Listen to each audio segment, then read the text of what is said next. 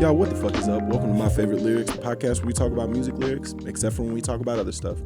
And today we have somebody that I've known for a very long time. Yeah.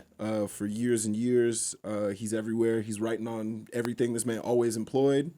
Not right now, but yes. But generally employed. Yes, all right. generally. If y'all ever watched Bob Hart's Abishola, like my father does. Oh, for real? Oh, my dad really likes that Oh, shit. dog, that means the world to me, My man. dad really. Dude, that's so awesome, man. I think he's like the core. I think he's in the core demo for who's supposed to like this show. Man, we was doing jokes where we would say words like jalopy, and I'd be like, "What is a jalopy?" That's a word, exactly. You know what I'm saying? And you know who knows what a jalopy is? My father. For sure, dog. He's familiar with it. He was around when jalopies was on the streets. Dog, I was like, "That's not gonna work." And then the live taping, it destroyed, and I was like, "You know what? When the man knows what works, You know what I'm saying? the man knows what works. You know, CBS, they know. they know what they got going on. Oh, for sure. Y'all, welcome to the show, Opey. What's going on, man? Good to be here, dude. It's good to have you in LA, man. Yeah, man. I feel like nice you're not to be here enough. I I mean, you probably are here enough for your liking. I'm here. I usually come to LA like 3-4 times a year. Yeah, that's actually enough. Yeah, which is people in plenty New York. for me. I'm very staunchly never living in LA. I'm pretty stubborn about it. I understand. Yeah. As somebody who is always threatening to move back to New York, You're not gonna do it. we'll see. You're not gonna do it. Everybody in LA is always doing this, and We'll I see. understand this is just coastal elite shit, and I know, but like this is if you live I might go to Chicago. We'll see. He's not going to fucking Chicago. Atlanta, what up? And Detroit? I love you. Definitely, you're not going to no damn Detroit. Honestly, shout out Detroit though. Shout out Detroit. I did a show there like 2 or 3 years ago, and I talk about this on stage sometimes. But I did a show and went and kicked it with some people from the show afterwards. Okay. And I was like hanging out and I was partying, and I was wearing a coat and I got a little hot because it was like in the wintertime. Took my coat off, set it down, went back, started dancing, came back, my coat's fully gone. For sure. Looked around trying to see like if I could like if it was at coat check or something like that. A nigga was wearing my coat. On the dance floor. On the dance floor dancing like nothing happened. Oh, you were just keeping it warm for you. Bro. And it's like, again, I talk about this on stage, but I came up to him thinking like, oh, we're about to like have a problem because he's going to be like, this ain't your coat. Like I was expecting that. I tapped his shoulder. I was like, hey man, like that's my coat. And he just goes, oh, damn. That's it. Goes, Oh, damn. Like he just like a just I would have got away with it too. You know what I mean? Yeah, like a Scooby-Doo villain. Yeah. And then he just gave it back to me. Like, I knew I should. I was sure I get one more song in. I was just like, bro, you could have just went over there. You could have just left the spot. If you stealing shit, don't stay where you stole the shit. And you really could have got away with it so easily. Do you think in his brain he goes, a nigga who lost his coat is just gonna go home, Maybe. not going back on the dance floor? Maybe. Because like if I lose my coat, I'm out of here. I'm like, well, the night's over. I'm just gonna leave. You wouldn't have looked. Nah, I You give wouldn't up. have searched around? I would have gave up. No, it was too cold outside. That's fair. That's because that's but the thing. is the like- last place to look would have been the dance floor. That's true. You know what I'm saying? That's true. Like Yeah. the last place, there's two places you wouldn't look if you lose your coat: outside and the dance floor. I never would have searched outside. Yeah. I knew it wouldn't have been. I mean, maybe I would have opened the door and just been like, oh, see if I could like catch a nigga running away with the coat. Yeah. But Hit the but no. cartoon. That was I was also very much like, it was like it wasn't like an especially nice coat. Oh, okay. You know what I'm saying? Like Yeah. it was just like it was a North Face normal joint. Well, hold on. Someone from DC, North Face. Now you got my ears perked It up. means something. Yeah. What do you mean by like? Was it like a coat or was it like a jacket? It's a coat. So a North Face coat. That's a pretty nice coat. That's a good. Never mind. That's never mind. You know that's like at least $500 you're dropping. It wasn't. It was a thrifted coat. He didn't know this. But Oh. it was a thrifted coat. I got this coat secondhand for like $60. Okay. And I don't have it anymore. I've since You lost it to somebody else. I gave. Yeah, what if I was like, he didn't get me that night, but the next night they got me good. The coat will be mine. Yeah. He's following me around. He's to different dancing right spots. now with the coat. It's like, yeah, That's so and I knew crazy. I was gonna catch that nigga slipping one day. For sure. Remember when I was living in New York, we were out dancing. Yes, I do. We went to the Toro y Mas show. We did, but I think this was another night. Okay. But I remember that's where you were more sure. But we were out dancing, and that's when I just bought the Canada Goose coat. Remember, I moved to New York and I was like, I can't do this, and I like punked out and I got me a Canada Goose. Yeah. And we went out. Now that's an expensive coat. Now that's a really expensive coat. I dropped money on that. That's real bread. But we went out and then I put my coat down and I was at the dance floor and I left and I saw somebody was wearing my coat trying to leave. Remember? And then do you remember this? You backed me up like, yo, that's his coat. No, I actually don't remember this at all. The bouncer was just like, wait, how would we know? Yeah. And the reason we knew was my coat because I had burned my coat. Remember I don't know if I ever told you know the story. You might know the story or remember it. The night I got past the cellar, I was wearing my Canada Goose coat, and I was so hyped that I got past. I burned my coat on one of the candles, and I didn't realize it. Got you. But you were like, "Yo, no, that's his coat because of this." You don't remember this? No. I mean, we were faded. Yeah, that's the thing. Is like I definitely remember. If it was the Tory Moi time, I definitely was like. It was like right or maybe a week or two before the Tory Moi. Okay. Show. Then I don't. Just in general, I guarantee you, I was lit. Yeah, we were. Yeah, I guarantee you, I was Yeah. going up. That's back. It's pre-pandemic. Yeah, and that's when you still drank. I feel like I'll drink here rarely. Yeah. I'm more of like a psychedelics guy now if I'm going out to have fun. It is funny to like.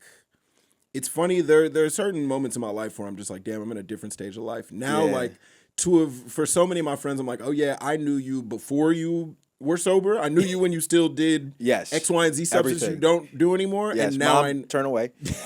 Don't watch this. Does your mom watch all the stuff that you're in? Yes. My mom does too. My mom watches every episode of my podcast. Does your mom have Google alerts on you? Ooh, I don't know. I don't think she knows how to set those up. I don't know who taught my mom this, but anything I do, she'll send me a link to. Oh, she's already aware of it. Yeah, she's aware. Maybe she does. Mom, when you're watching this, text me or call me. Tell me if you got a Google alert. Yeah. My mom has seen like my mom used to watch my old anime podcast. You had an anime podcast? During the pandemic, like for like 6 weeks. Interesting. Yeah, we all tried something. We tried something. Yeah. I did a podcast during the pandemic as well that I don't know if it's still up, but if it is, don't find it. What was it called? Don't find it.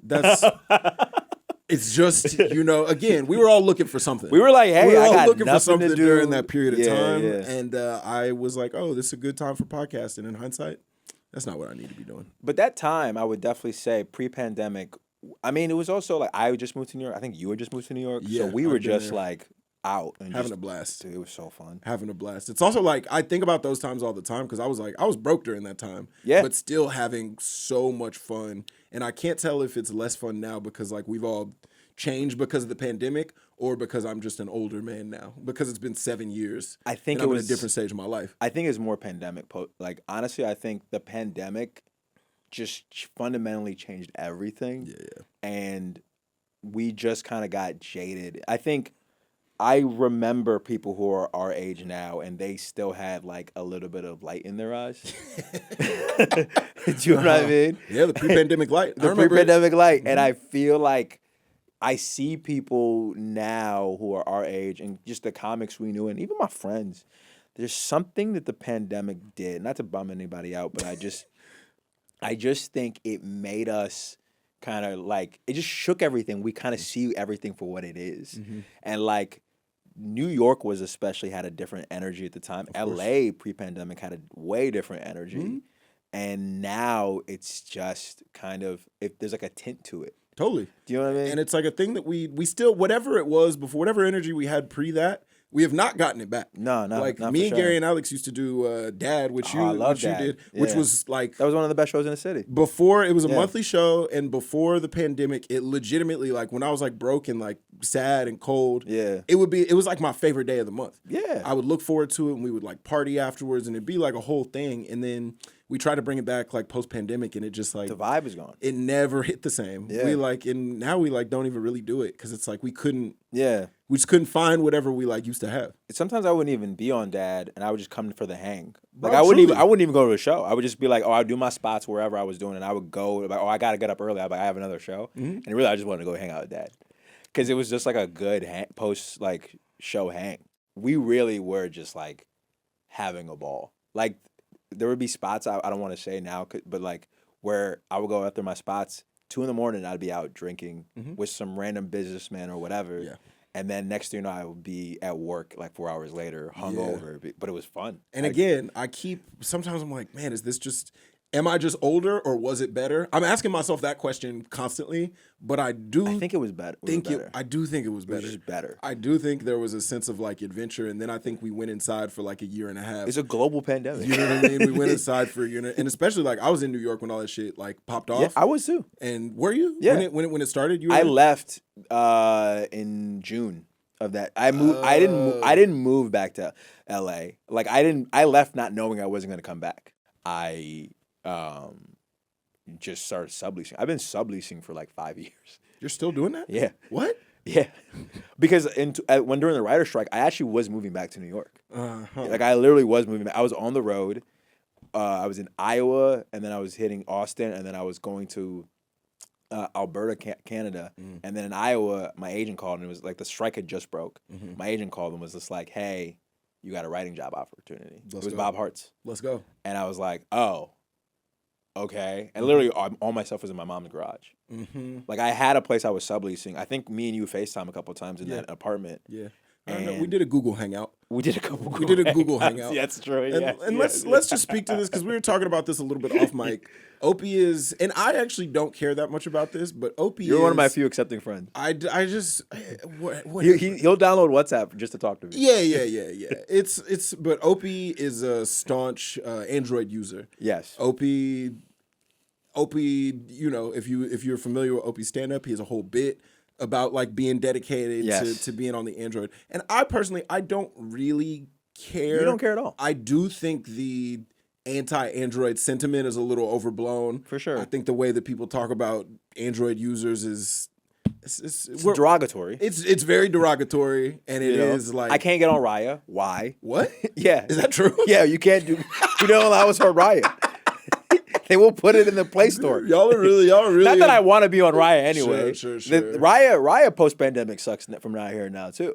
I've never really. I was on a dating app for 6 weeks in 2016. Ever. I've never I never went on a date with anybody from a dating app or anything. You're not missing much. That's what I figured. Yeah. And I'm not that good at texting.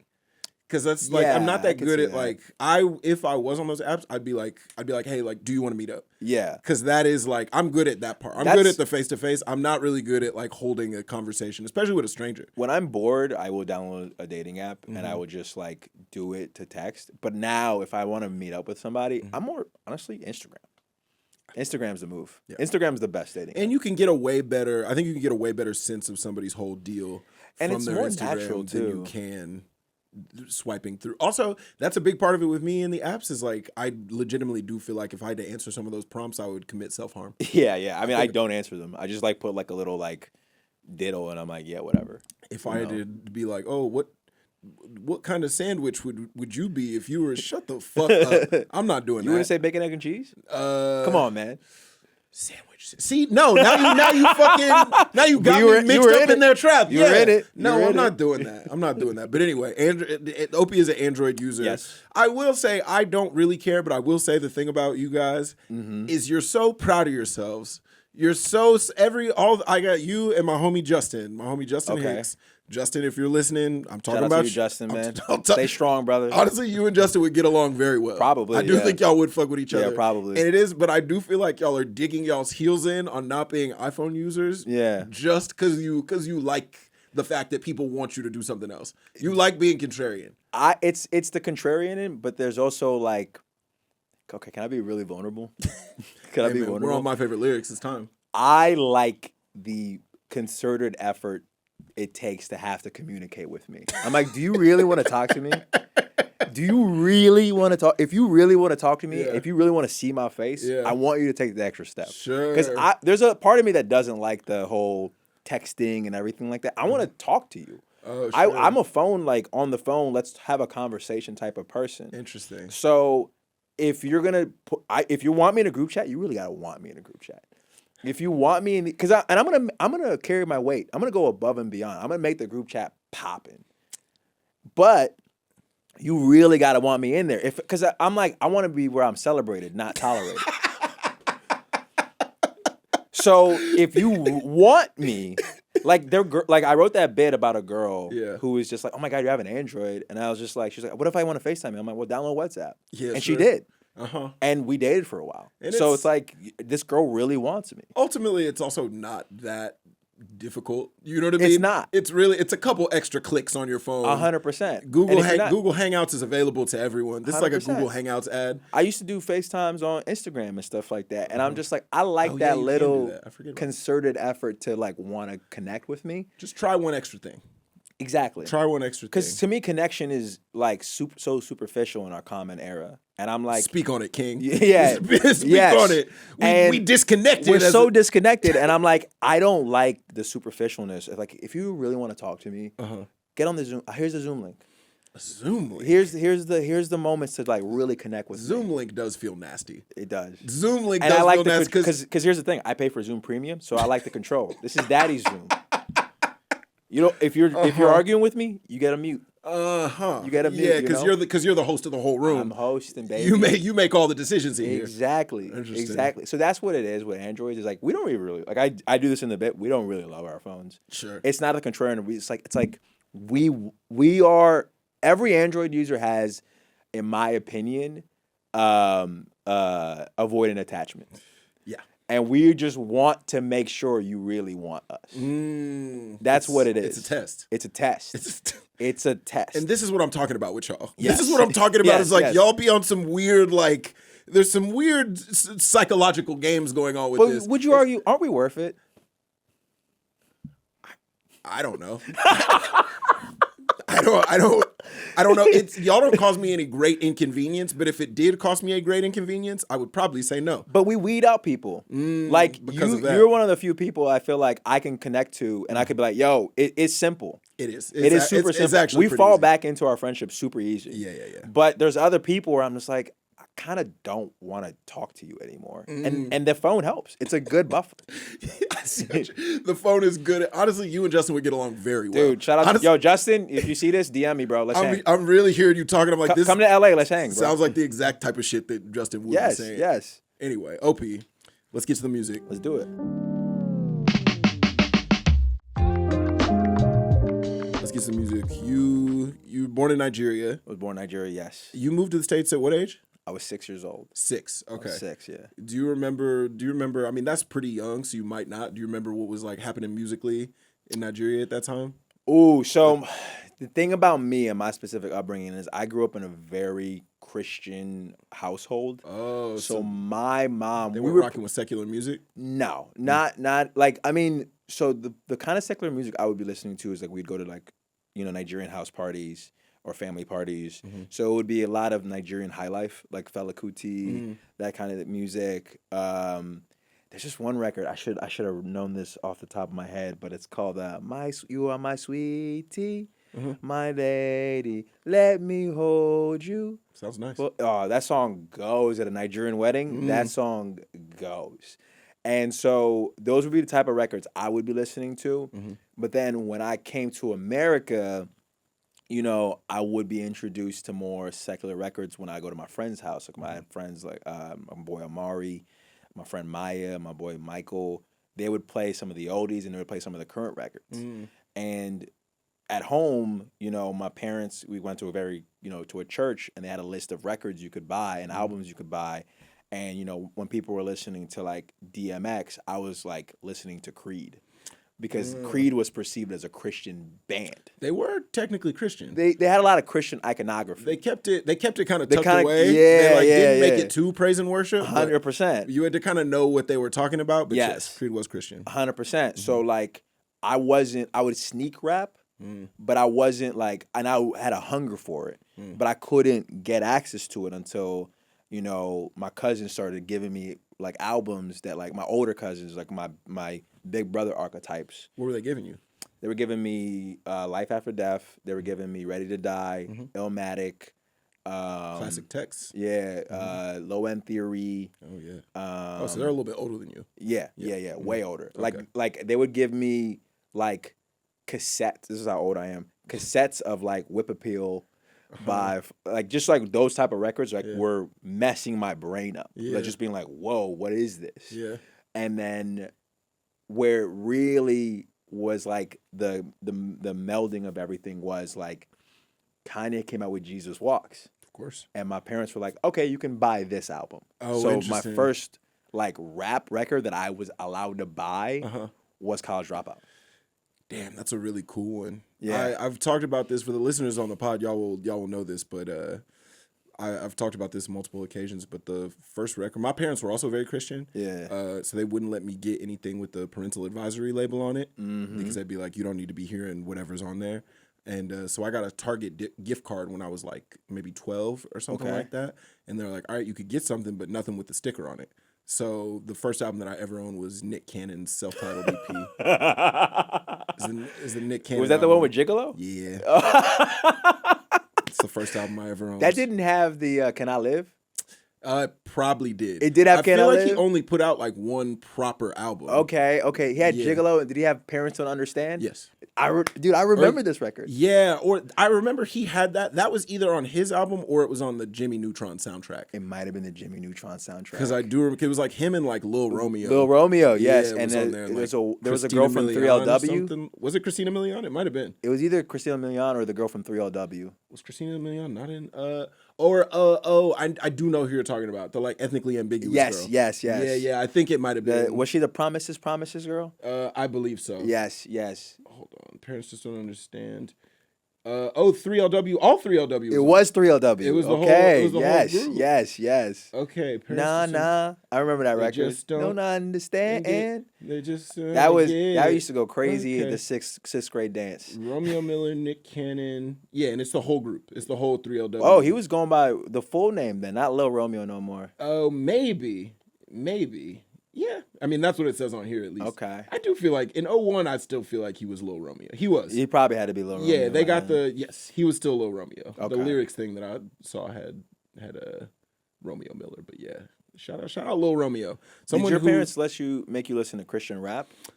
They didn't really. My parents didn't actually police what I listened to because I don't think they really were aware of like all the ways in which I could get music. You know what I'm saying? Yes, like when I was younger.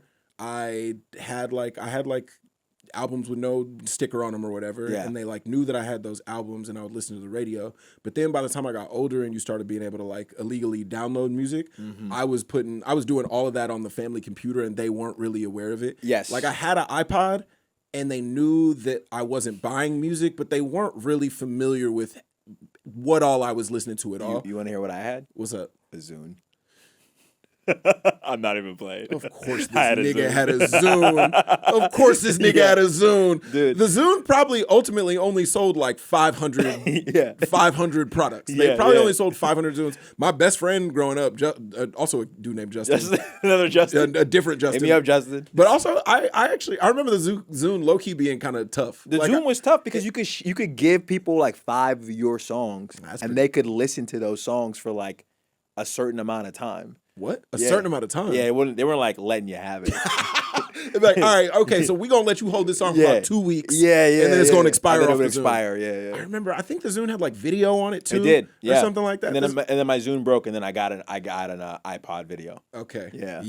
Okay, so eventually you did come over to Apple. I did for a second. I think Zune actually was an inferior product.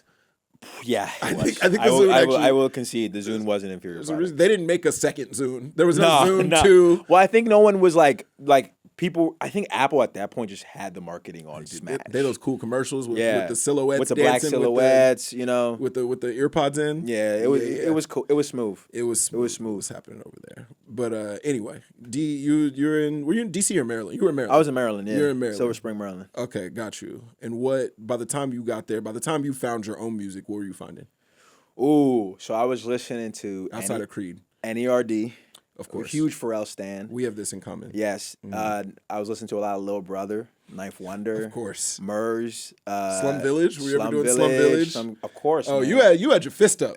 I had my fist up. You had your fist up. I was growing out my hair. You was about empowerment. I was a backpacker. Of and course. You know this. Yes. It all accumulated to Lupe Fiasco. I was the biggest Lupe head. Was? Yeah, I'm still a huge Lupe head. Yeah. I'm still a huge Lupe head. I still think he's the greatest lyricist of all time. Greatest lyricist. I didn't say artist. The greatest lyricist of all time. And those of y'all who are listening, y'all are seeing the contrarianness in Opie. it's not contrarian. Y'all are seeing if this. you listen to the lyrics, bro. Because it's like, Opie, you know that's not true. Opie really will. When Opie used to drink, there were multiple occasions where everybody would be lit and it would be the end of the night and some kind of music would pop up and Opie would be like, he would say that, he'd be like, Lupe Fiasco is the greatest artist. I didn't say artist. He's the best rapper. I said he's the best lyricist. Oh. I always said he's the greatest lyricist because Kendrick is a better artist. Sure. Well, Kendrick is the better artist. Kind of objectively. Objectively, he's the better artist. As somebody who, I love Kendrick too. Yeah. But lyrically, what Lupe does on the records and being able to, well, first of all, I think that Lupe is Kendrick's archetype. Like, there is no Kendrick without Lupe. Interesting. To me, this is a take. To me, there is no Kendrick without Lupe. This is really a take. Okay, I'll come with you. Look at the conscious rapper archetype. Like, there's no Lupe without like a Talib or a Nas. But Lupe to me was the first person to take the nerdy aesthetic of a guy from the west side of Chicago and like put it in a way that was digestible and still doing high level like concepts. That's true. He did a whole concept album about a dead reanimated zombie. He did do that, and it went platinum. Shout out to the Cool. Yeah, shout out to the Cool. And that was his second album. Important to me when I was like, Food and Liquor is 15. Food and Liquor is a classic. Yeah, Food and Liquor. I do not know if I would call that album a classic. Food and Liquor is a classic, dog. But I will say it is an album that I've listened to a lot and that I liked a lot in 2006. Go to re-listen to it. It still holds up. I believe it. So does the Cool. I liked the Cool a lot, which was like a full concept record. I would even argue mixtape for mixtape. Lupe was up there. The only person out mixtaping Lupe at that time was Wayne. Fahrenheit 1 and 2 were amazing. There was a lot of good shit on there. He was doing things. He was having verses where the first verse would get dissed by the second verse, and the third verse would be like talking about what just happened in like a very meta way, and he was pulling it off in a way that was like no one was. There's a reason why Drake says in that 6 a.m. in Toronto line goes like, I can't believe I made it after Lupe. Lupe legit was doing things that no one had seen before. I will come with you on this point. I will say that Lupe was doing a thing. I think Lupe and like the cool kids, who are like sonically the cool kids, no one was touching, who are coming around at the same time. We're trying to get them on there. Cool kids, if you're listening, we know that you are. Chuck English, pull up to the show. Chuck English loves comedy. You should DM him. I feel like he's. I do think I could get in touch with. You can get kids. Chuck for sure. Yeah. I've seen him like a bunch of like comedic posts. Yeah, and stuff he's like around, and I feel like we know a lot. We know a lot of the same for sure folks. I forget because I think he lives out here. I think so. Yeah. Yeah. But I feel like they were doing a thing that I think for like that generation. I think Tribe was doing a similar thing for like their generation. 100%. But for our generation, like a version of it where it was like, all right, if you were a kid that like couldn't like actually relate to street shit, which like I couldn't and you couldn't. No. I was not a stepper. We was not in it like that, but was still like it was not dorky. No. It still was like really cool shit for niggas who just was like regular niggas that was not beating niggas up and like and robbing people. For the like nerds who weren't dorks, who liked cool shit and wanted to like get at girls. Sure. You had the Pharrells, you had the Kanyes, you had the cool kids. Guys who liked comic books and Jordans. Yes. It was really, they made music for, I never really got into comic books, but in theory. Yes. Guys who liked Dragon Ball Z and Bape. Yeah. It was tailor made for us. Yeah, exactly. And look, we were annoying. We were the core demographic for all of this. But there's a lot of us out here. Oh yeah, of course. There's so many of us. I think ultimately there's more of us than there are niggas that's actually in the streets. And I would agree. And society doesn't want you to know that. I would agree. They want you to think that every black man in the country got a gun. But most of us, we watching Dragon Ball Z. Here's the sad thing though, is like as a nerdy kid, I love the street shit. I love listening to. I listen to more Before Lupe, I was banging Jeezy. Of course. I was bruh. Jeezy, Gucci. Dipset had a stranglehold on me. That's East Coast shit. I was doing this in all my photos. I was doing all this. I was saying a sicker's a sicker, don't you? Like I was doing all the J.R. Ryder shit. Yeah. I wanted to be part of Dips. I was this close to buying a really big Ava Rex jacket. That would have been incredible. Dude. It's not too late. You could find that for a reasonable price. I now. probably could. You could get that. Get you a big ass bandana. Yeah, get you a big ass bandana and then that you like cock to the side in Detroit. Yeah, well, probably.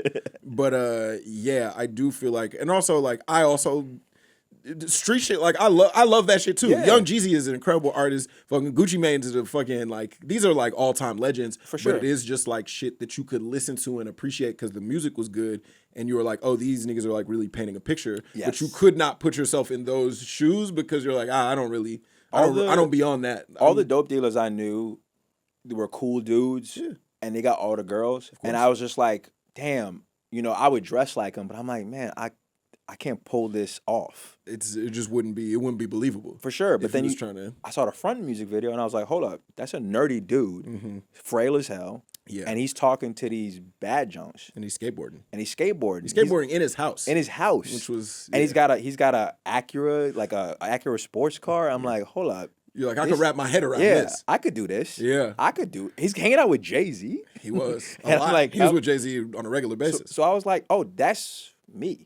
That's who I'm gonna be. Yeah. And it was very like, I wouldn't say subconscious, but it was for sure. I don't know if that's how you felt when you saw that music video. Not directly, but I do feel like Frontin's like actually one of my favorite songs of all time. Like it's at least in my top 10, if not top 5 favorite songs ever. Oh yeah. And I never get tired of hearing it. Every time it comes on, it like makes me excited and I know every single word. Oh, it's the bridge is perfect. Yeah. The bridge is perfect. Jay-Z's verse is perfect. It's like, and the vibe of that party, I'm like, man. That's where I want to be. Yeah, that's really what I want to be. It's the exact same type of party I'm trying to be at present all the day. time. As a grown up, I'm still trying to find that party. Dude, that party, like everyone who's in that party, Nigo's there, Cypher Sounds is in there. Whoa. Yeah, Cypher's in that music video. That's crazy. Isn't that crazy? I actually didn't know that. Yeah. I think he's in that video. I hope I didn't imagine this, but like that party. Lauren London's in the video. Lauren London's in the video. Mm-hmm.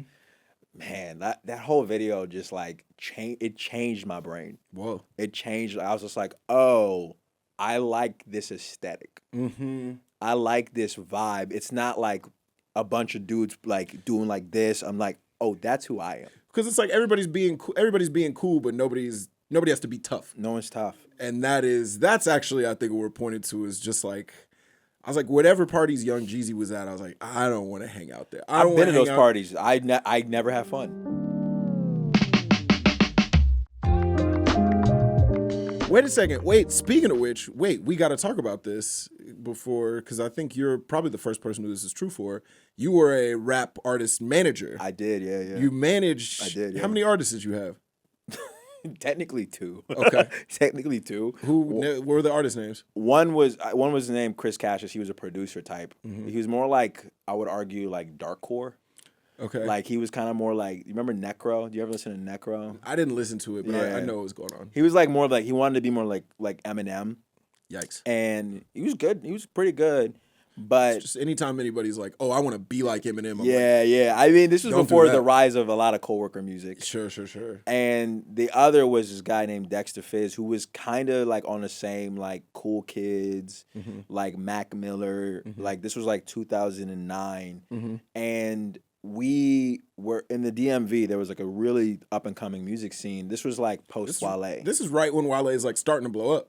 Wale had probably blown up. Well, I guess he probably. Yeah. I'm sure by then he was definitely popping in the area. Yeah, I feel like I became aware of Wale probably like 08, 09. Okay. Yeah. So Wale for us, because the thing about Wale was that Wale is so important, like to the area, and just like in my opinion to the music in general. And I know I'm biased. Yeah, I'm very biased because he's Nigerian. He was raised in DC in Silver Spring, where I'm from, and he was just shouting us out and riding for us in a way that I'd never seen. To this day, I have not seen someone ride for the area like that. To this day, because Wale, no one was rapping.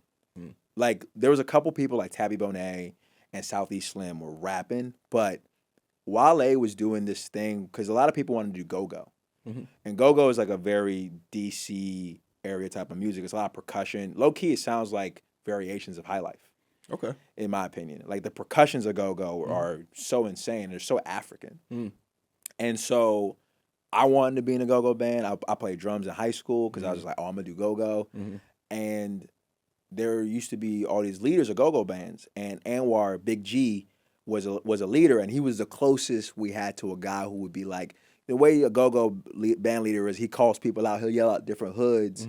He'll yell out like, just to kind of keep the peace at the party. Make sure everybody's represented. Exactly, because go-go's would get mad violent. Like if you weren't like looking right, you could get like stomped out while people were beating their feet like right in front of your face and shit. That's the really fun thing to me about like black music from like our parents' era is like it always sounded so jolly and fun. Yes. But it's like a lot of, it's like those like Sugar Hill Gang, you're like, them niggas probably stabbed somebody in their life. You know what I'm saying? All that, like all them disco dudes, all them like old soul singers, they're making like these Motown niggas, they're making happy songs. They'll shoot a nigga if they need to. There used to be some really legendary band leaders, like Lil Benny used to do records that like let me show you how to go, and then he would have a record about Elmo. But this is all to keep the kids chill. And you know, my uncle ironically put me on go, and he started playing me all go records. But then as I grew up, you know, I started listening to the more contemporary bands like UCB and Junkyard. And Anwar was the one dude that sounded like a rapper. And then Wale, if you were to like look at like the progression of the evolution of like a go-go to a rapper, Wale would be like the standing human being. And Wale was taking records like One Thing About a Player, which was like a huge go-go anthem, and he was rapping on them. And it was like, he was like unifying the area. Like he was DC, Maryland, Virginia. He was unifying. Wale made the DMV, in my opinion.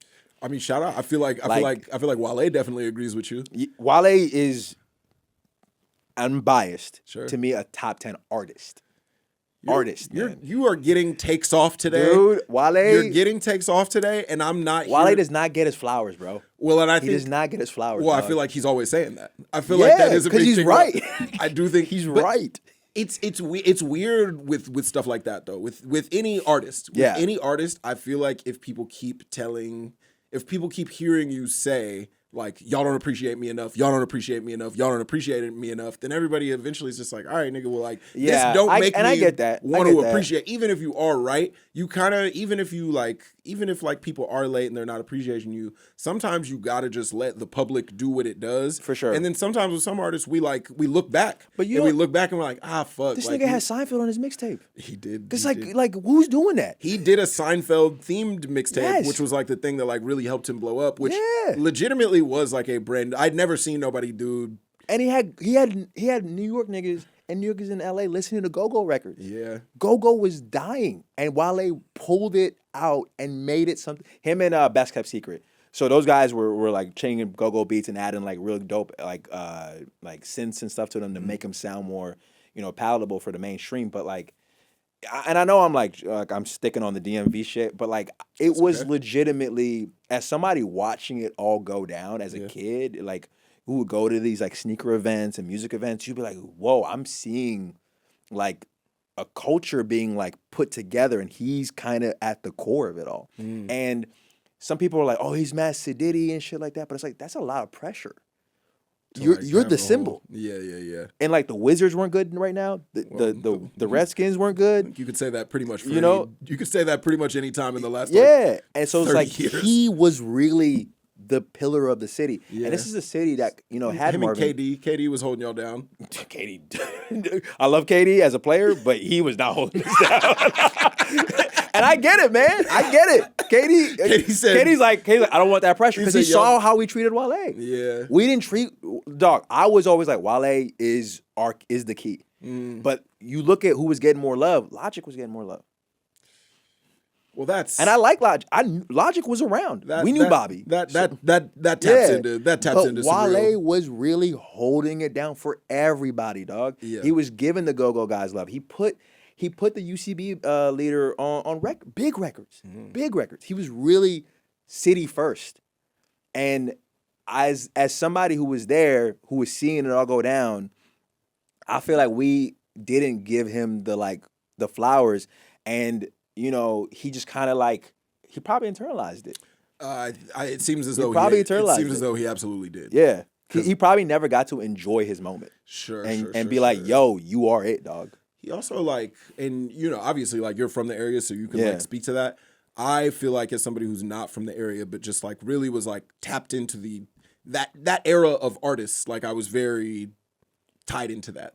I was very I was a teenager and I was really looking for new artists. And so I really remember when that class of guys came up with him and Big Sean.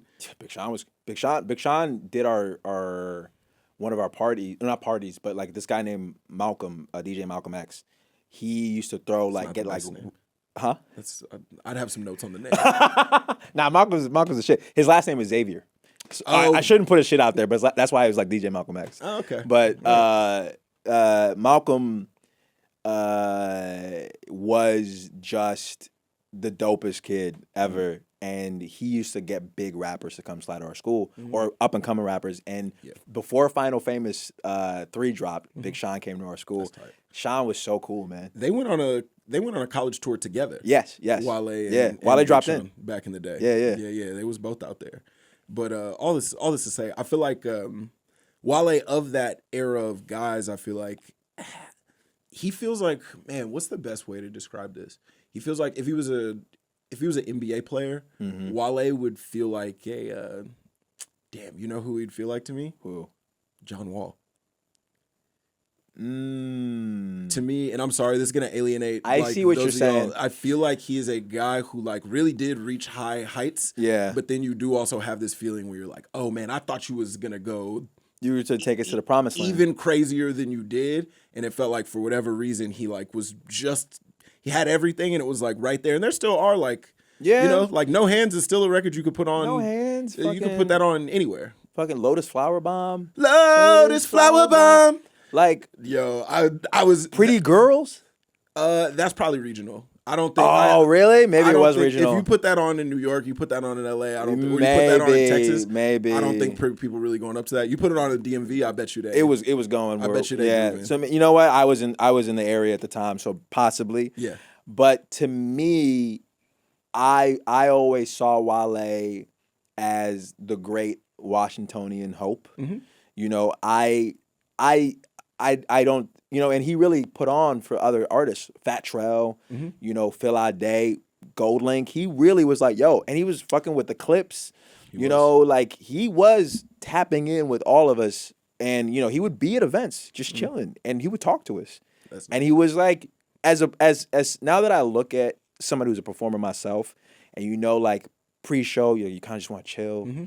Motherfuckers was in his face, and he was trying. You could I really look back at him you really were trying, dog. And it's a lot. It's a lot. Also, as a comic, it's people not really trying to talk to us that much before a show. Maybe some of the openers might be trying to chat about something, or maybe one of the a server might. But for the most part, people will really let you do your thing. If you're a rapper, rappers be having so many people around that it's I would imagine for most rappers it's never peaceful. Yeah. It's never it's never true downtime. No, unless you go home. It's Wale too, because the DC has a lot of Africans and Nigerians, and he really was bridging that gap of just because there is young when I was younger there was a schism between black people and African people in the area. I think you could argue that still exists. But not as bad. Sure. Not as bad, but Wale in the area really was bridging that gap, bro, where we would all just be homies. And cuz he was in the go-go's. He was friends with the dope dealers and shit. And I will say, for those of y'all who are not black fans who listen to the show, just really quickly, I will just say, as a person who, me and Opie are about the same age, Africans used to get it bad. Yeah, we did. Black Americans used to be really mean to Africans when we was growing up, and that's just the way that it went. But part of it was because, especially Nigerians, we're so cocky. Yeah. We're the most arrogant group of people. And so when especially around black people, you start walking a certain type of way. They're like, man, let me roast this dude real quick. We're in DC, we call people like me Bamas. So like if you didn't know how to dress, because I pulled up wearing dashikis and my hairline was all fucked up. They would be like, I remember this girl named Maya like called me a Bama, and I was like, what is that? And she was like, it means you, dog. You a gump. And I'm like, what is a gump? I never heard that before. A gump is I like only heard Bama's from you. A gump is a like Forrest Gump. That makes sense. Like you basically You're like a country bumpkin. Yeah. And then I had to figure it out, and that's when I got into like the whole like seeing Pharrell kind of like put it all together for me. But like, yeah, I feel like there was definitely a schism between black people and Africans. I think guys like Wale really made it cool to be African, and like cool to be like, yeah, I'm Nigerian. What's up? And they're like, oh yeah, we know about y'all. Wale, if you're listening, and we know that you are. Thanks for making shout out to Mr. Falarin, man. Yeah, shout out to Wale Falarin. Thanks for making it cool to be African. Yeah. You know what I'm saying? Yeah. I'm not Nigerian, but I've been mistaken for one many times. You're in the tribe, man. Probably. Yeah. You definitely look like some cousins.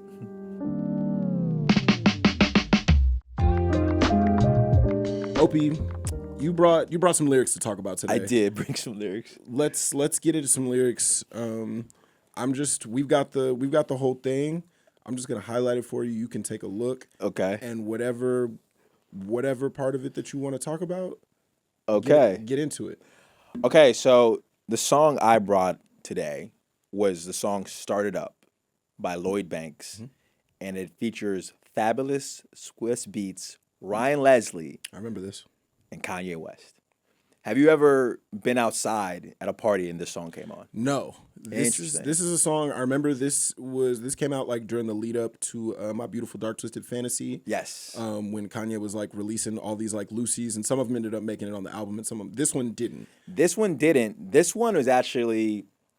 So I did some research because I was like, how did this song come about? And apparently Kanye had tweeted out that Lloyd Banks is one of the greatest MCs of all time. It's an Opie type take. Which I love Lloyd Banks. I thought what was his first album? Hunger for More. Thought it was great. I thought Lloyd Banks, one of the greatest punchline rappers of all time, has an incredible punchline. Like cool voice too. Great voice. Great voice. I remember that one line. He goes, "I don't wear Jordans. Why would I have a bum on my sneaker?" And he was like, "Damn, that's a hard bar." So if Michael Jordan's a bum to you, then who's good? He's wearing G units. Can I tell you quick aside? Yeah. My first day of high school, my first day of ninth grade, I like got some G Unit jeans, and they were like blue jeans, but they were like bleached like white on the front. Okay. Like a big, I know exactly what kind of jeans you're talking about. You know what I'm talking about? Yes. And they were big ass G Unit jeans, and I wore it with like a white like Ralph Polo and like white forces, and I really thought I was like fucking killing them. For sure. Which honestly, at the time, I was. Yeah, you were. Honestly, at the time, that's exactly what needed to be going on. Now, if your polo was Echo Untitled, you would have been really killing it. You would have been out there, bro. Brother, agree to disagree.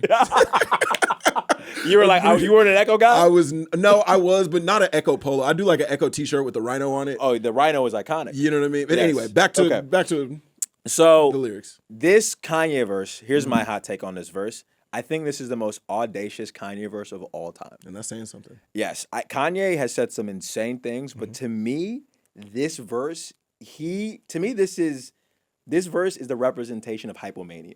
Okay. Just the confidence and the things he's saying on this verse are insane. And I even remember where I was. I was in Love Nightclub, and I think this is the only time I ever heard this song outside. And they played this record, and it literally made me go, why am I here? Been there. I don't like this club.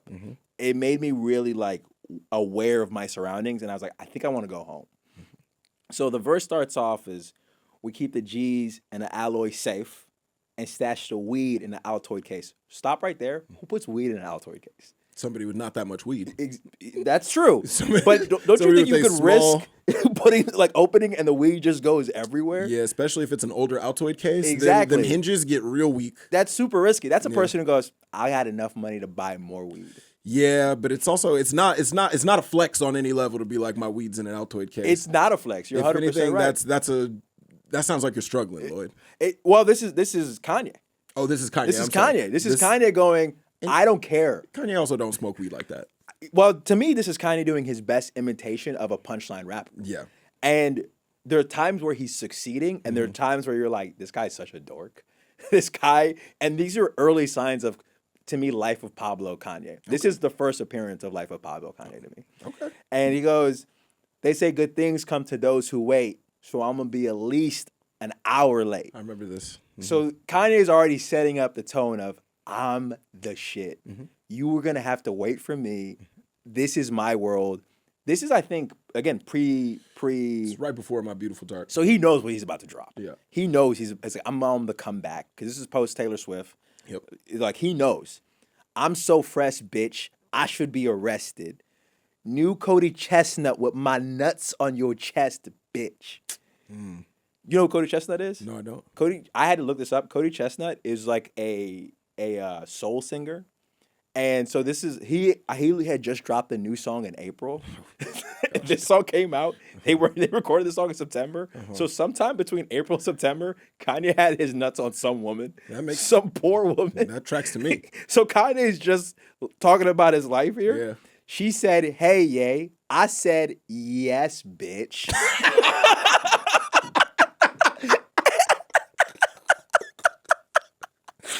And then the next line is, damn, I'm just asking you a question. Which is totally fair from this woman. This poor woman. This is totally fair. This poor woman's like, she probably was like, hey, can you get your nuts off my chest? Yeah. Like, put them somewhere else. You put them somewhere else. Yeah. You know? Put those nuts away, yeah. Yeah, come on. Put those away. And she said, so I met this MILF at the All-Star Getting Action. A cougar with more rings than Phil Jackson. I think that's a bar. That's a good line. That's a good line. I like that. That's a cool setup. Mm-hmm. Told her her beauty is why God invented eyeballs. To me, that's smooth. Yeah, that's nice. That's a real cool. That's nice. And then he goes, and her booty is why God invented my balls. Now, Kanye, you done made a lot of mistakes in your life. I'm going to go ahead and add this to the list. Because it's also like, if the booty is what your balls are for, what kind of stuff are your balls doing with the butt? This is insane. It feels like you're trying to be horny, but it feels like now I got to call everything into question. Could you imagine? That's the worst pickup line I've ever seen in my entire life. Yeah. Your beauty is why God invented my eyeballs. And she's like, yes. Okay. Oh, okay. Yeah. All right. What else we talking about? But your booty is why God invented my balls. Oh, I got a boyfriend actually. Dude. I'm married. I'm actually celibate. I'm a nun. Yeah, I actually just decided I'm locking it down. I'm locking it down. Now that I know that it's niggas outside saying that your booty is for my balls. I remember when I heard that line in the club, I literally did that like Doc Rivers meme where I was just like, what? Yeah. I can't believe he just said your booty for my ball. Don't oh talk my like that. God. At that point, I was just like, okay, how are you going to end this verse? I'm a rock star. Huh. Start it up. Huh. Start it up. Huh. Start it up. Huh. So popular, you should get a shot of us. Niggas don't take shots at us. That is only obvious. The first album, I vomited. The second, I colonicked it. Ain't nobody fucking with me, I platonicked it. To me, those are bars. Sure. Those are bars. Yeah. We're having fun now. You almost made me forget about the booty line. Yeah. No, you're right. Because he's flowing here. No, he's on it. He's on it. Yeah. Bet I got some slippers on. Bet niggas gon' honor it. These ain't even real clothes, homie. I'm pajama rich.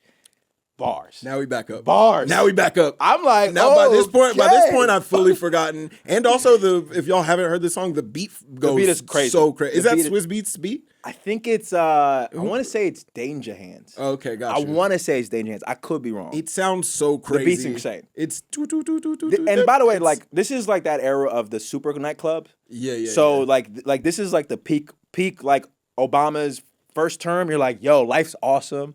I'll go out and spend a bunch of money on overpriced liquor. Absolutely. I'm having fun. Yeah. And so when that beat's going and he's going in this little pocket, this little run right here, I'm like, yo, Kanye is going crazy right now. I'm just imagining too, like, This nigga got on like pajamas, with a little nightcap. That is nice. and boy niggas was like, "Damn, that's so hard." My man dressed like Ebenezer Scrooge. yeah. My man fully Scrooged Three out. Three ghosts visited with a fucking a little candle. Yeah, on a little candle. You know what I mean? Yeah. I was like, okay, he's killing it right now. Yeah. Banks told me, homie, go ahead and switch the style up. Yep. These bitches on me, homie, only to arouse us, and that's when I was like, wait, what? Yeah. I don't know about that. That's rapper stuff, though. It's rapper stuff. That's in fair game. But then it just starts to go back to the balls thing, where I was just stuff. like, You and then were sounding really cool until you got here. Yes. Told her I ain't paying tonight. I'm only browsing. I like that. She pulled her blouse up and said it's free. I said wowzers. The wowzers part, I was like, oh no. Hey, You just went from Stefan to Urkel, bro. Yeah, I guess, I don't know the ages of everybody who listens to this. If there's any like young kids who listen to this who maybe have not gotten sexually active yet, just one thing that I'll tell you for sure, never incorporate wowzers into your vocabulary on any level. Wowzers should never escape your mouth just at any point. And honestly, even if you're already fucking and you're thinking about saying wowzers, don't do it. Yeah, save wowzers for yourself in the car. Yeah. You can say it to yourself. If you absolutely must. If you must, get the wowzers out of you. Yeah. Save it until after everything. That's for when you're after alone. the date. That's for when you're alone. Wowzers. That was fun. Yeah. That was some like Marty McFly type of language right there. You know? Yeah, you're talking like you're in one of the Archie comics. Yes. If you're saying wowzers, which is that's just not the way. You just kissed Betty. Yeah, that's just not the way you need to be speaking. So just cut that out. 100%. Yeah, to me, this is a little glimpse of life of Pablo Kanye. I think he just wanted to poke his head out to see if it was safe, and niggas fucked with it. Yeah, and and then he was like, oh, he's like, okay, we're ready. This is who I am. Okay, so y'all forgot. Yes, y'all not think about the Taylor shit. Yes. Let me see. This was Kanye. To me, this is the beginning of Pablo. Yeah, this is the beginning of Pablo. I see the vision for that. Yeah. And I still to this day cannot think of a more like what the fuck kind of lyrics from Kanye. Because it goes in so many different directions. Insane. It goes from him stashing the weed in the Altoid case, which you're just like, well, that feels like a huge mistake. That's broke nigga behavior. Like that's not what you do when you're up. No, your weed is not. If you're when you're up, your weed's in one of them big ass baggies. Yeah, one of them big ass like clear like vacuum sealed bags. 100%. That's when you're like really up, and you got a bunch of them. But the juxtaposition of cash in the alloy case, weed in the Altoid case, you're like, wait, what? What is this? Because one of them is a flex, and one of them is like, oh, you probably got to drive your girl car to work. 100%. Or is Kanye trying to build some kind of coalition, social economic, like closing the barrier between dudes who are lower middle class to dudes who are above $1 million per year. Yes. Above six figures. He is simultaneously saying, I'm nothing like you, and I'm exactly like you. Exactly. I've been at the bottom, I've been at the top. All right, well, now we've come you know what? Full circle. Now we're back around. You think we could justify every lyric? if we wanted to, if we sat down and put our heads together, I guarantee you that we could. Opie, we got to get out of here kind of soon, but before we do, we're going to get into a little voicemail from a listener. So let's go ahead and play that. Hi, Devon. I'm calling in with the lyric from Andre 3000. I'm listening to the Laura Peak episode right now where someone just called in with a lyric from Hello. I don't even think that's Andre 3000's best lyric, especially in more recent years. I'm calling in with a lyric from Come Home by Anderson .Paak. Honestly, his entire verse is crazy, but my personal favorite is, I'm begging, pretty pleased with Terry's hot, hairy, wet twat, Harriet Tub man, I don't give up. And if a duck tells you to strut, then I'll hail you a car, but what man won't beg? You know I'm nutmeg. He goes on, but hairy, wet twat, Harriet Tub man, I don't give up really threw me off the first time I listened to it, but it has come to grow on me, so that's my favorite. Love to hear your thoughts on it. Love the podcast. So the bar is, I'll just give it to you because it cut out a little bit. Yeah, I couldn't hear it. From the verse. And this is Anderson .Paak. It's Anderson .Paak. Okay. He goes, a phenomenon, come with me, like it's Ramadan, I don't eat. Like it's Comic-Con, I'm a freak for you. I'm begging now, pretty please with cherries on top, hairy wet twat. Harriet Tubman, I don't give up. If your gut tells you to strut, then strut. That's the part that really, which there is a lot in that. There is a lot in that. Also, I couldn't tell the ethnicity of the woman that left this. Yes. I couldn't tell what was going on. I'm going to guess black. See, and but from the suburbs.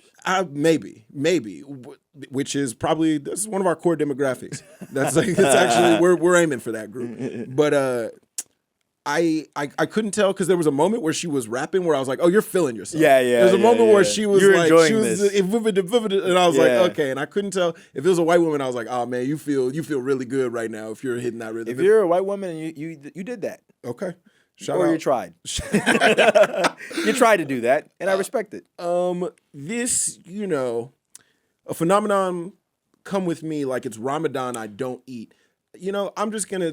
And then is that saying you don't eat pussy? That's the only way I could interpret that. He says like it's Ramadan, I don't eat. Like it's Comic-Con, I'm a freak for you. And I don't think you can, in the same breath, say I don't eat pussy, but I'm also a freak. Yeah, those things just don't go together. So you're a person who doesn't eat pussy, but you cosplay. You know what I'm saying? Okay. Like that's like I just don't believe your credentials if you're drawing the line at eating pussy. That just feels like. That's an interesting take. Yeah, I can't really come. So is it like a person who's into role playing, but it's like, hey, but the character I'm playing is not. The character I'm playing is Jamaican. Yeah. So I won't be doing none of that. Do you remember that controversy when DJ Khaled? No. Well, this is kind of folds into it, but like this is maybe my nerd side showing. Mm-hmm. But the show Harley Quinn that was on HBO Max, I think, there was a scene that they cut out because Batman was eating pussy. Do you think that's who Anderson .Paak is referencing here?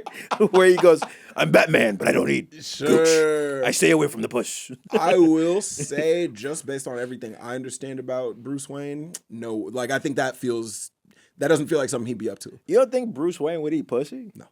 A guy who dresses up like a bat would not eat pussy. I don't think so. I think he's eating it upside down. I think that guy is only eating pussy. He's cold. He's like removed from everybody. He's hanging out in there by himself. I don't think he's worried about what the woman's trying to get into at all. Oh, I think he's 100% doing it. I think he's getting what he needs, and then I think let me eat your pussy for Gotham. He's putting up the signal just to eat the pussy. I'm with those writers. I don't think that's what he would be doing. I don't think he's a generous lover. It wasn't even the writers. It was like DC, like members, high boards of DC was like, he doesn't eat pussy. Yeah, and I think they're right. And who would know better than the people that's high up? They're clearly tapped into. Batman doesn't kill and he doesn't eat pussy. You see what I'm saying? No guns and no fucking no cunnilingus. No killing. No licking the punani. Nah, he don't do that. I'm with them on that. Okay. I think he should, but I find out that members of DC are all Jamaican. I don't know. We haven't seen them. You know what I'm saying? We haven't seen them. We don't know what they look like. They could all be Rastas. Batman, not Batiman. Come on. That's right there.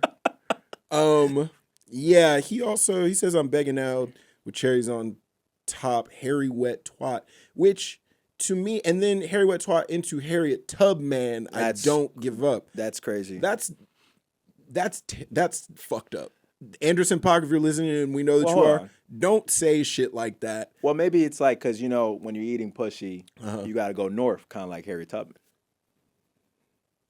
Podcast is over. Thank you. I'm just trying to make the bar make sense. Sure, you're trying.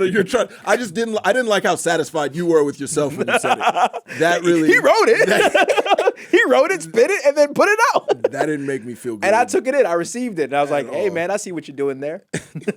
Yeah, that's a crazy bar. Never wet twat is just, that's for nobody. That's twat? That's just not a word that... I've never heard a nigga say twat. Yeah, well, he's like Korean. Yeah, that's true. You know what I'm saying? He's half Korean. He got I've a different never heard situation Koreans say twat either. I don't hear anybody say it, and now that I'm crazy. hearing him say it, I don't like it at all. Twat's wild. It's really not, and it's like he's also begging for this girl.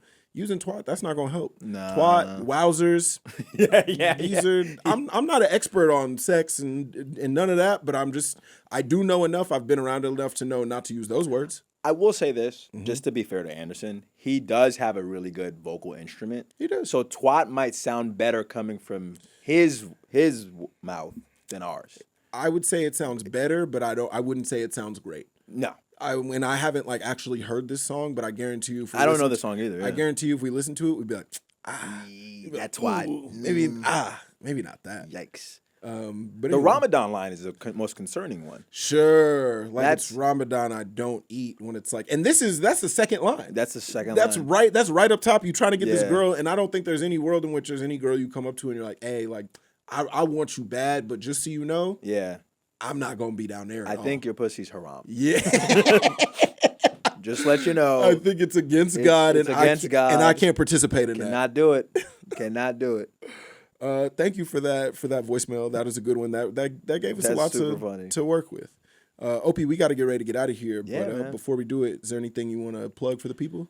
Just follow me on Instagram, man. I got some stuff coming through. So yeah, follow me on Instagram and Justin, DM me, man. Let's hang out. Android brother to Android brother. I can connect you with Justin. And we got the resources. Hell yeah, man. Opie, appreciate you pulling up, dog. Dude, thanks for having me, man. Yes, sir. All right. My Favorite Lyrics is a production by Disco Nap. If you guys like what you hear, leave a review and tell a homie about the show. And make sure to follow us at My Favorite Lyrics Pod on all social platforms, except for Twitter. We offer that. You can learn more about this week's guest and the My Favorite Lyrics team by checking out the show's notes. And thank you to the guys that made this show happen. Executive producer Lauren Mandel, producer Carmen Carigan, our editor Nicole Lyons, Fringe Podcasts, who engineered this episode. And yeah, that's all the people that I'm going to thank for now.